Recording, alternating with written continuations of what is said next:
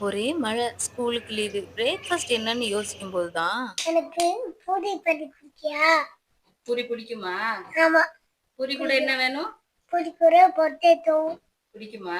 ஆமா. நல்லா பிடிக்குமா? ஆ. சொன்னப்பல